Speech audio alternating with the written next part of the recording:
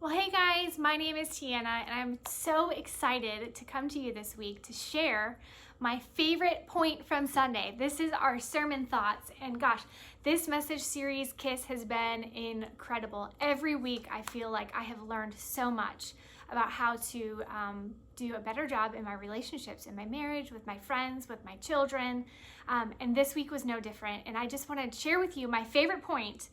So why don't you take a look at this? Listen, you cannot prioritize a relationship with someone else over your relationship with God. Because if you do, I'm telling you, it'll complicate things.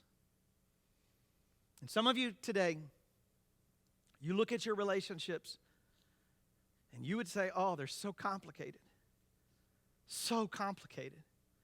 So frustrating, so dysfunctional, so messed up, so complicated.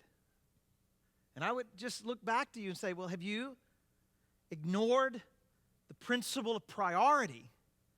Because the principle of priority says God first, God first. God is the relationship first. That's the priority relationship. Now, I want to teach you why.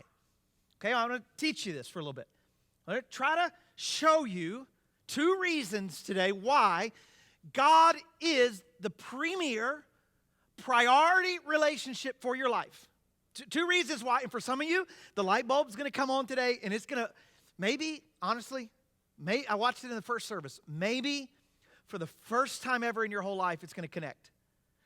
That you have to put God first. And I want to show you why. 2 reasons. Here's the first one. Because you were made for a relationship with God, which is why God comes first. It's why you were created. For a relationship with God. And until you understand this, and until you embrace this, every other relationship in your life will leave you wanting more, because the first relationship you were created for isn't a relationship with somebody else. It's not a relationship with a man or a woman or a parent or a child or a best friend or a roommate. The very first relationship you were created to experience is God first. He created you for a relationship with Himself. And this is so important for you to get, because the Creator reveals the plan and purpose. If you're taking notes, you should write that down. The Creator reveals the plan and purpose. Woo-wee, man, Pastor Stu was dropping some truth bombs in this message. His point was, you were made for a relationship with God. You were made for a relationship with God. When I stop to think about that, it really makes me think about 2 things. First of all, how beautiful and wonderful and amazing that is. That the sole reason God created me was so that He could have a relationship with me and I with Him. I just love that. But the other thing it makes me realize is that, like, duh, no wonder why it complicates things if I'm not prioritizing my relationship with Him. Pastor Sue said, until you embrace the fact that we were created for a relationship with God, every other relationship will leave you wanting more. And I can look back on my life and see so many times where this played out. Listen up, especially all of my single friends out there. And I can only say this because I've been there and I've made the mistakes. You cannot and will not ever find your self-worth through a romantic relationship. Your worth is spoken over you by God.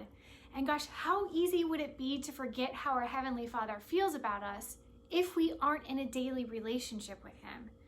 And for all the mamas out there, I love that Pastor Sue said we can't prioritize a relationship with our kids over God, because let's be honest, it can be very easy to get swept up in the busyness of after-school activities and homework and doctor's appointments and spending all the quality time together.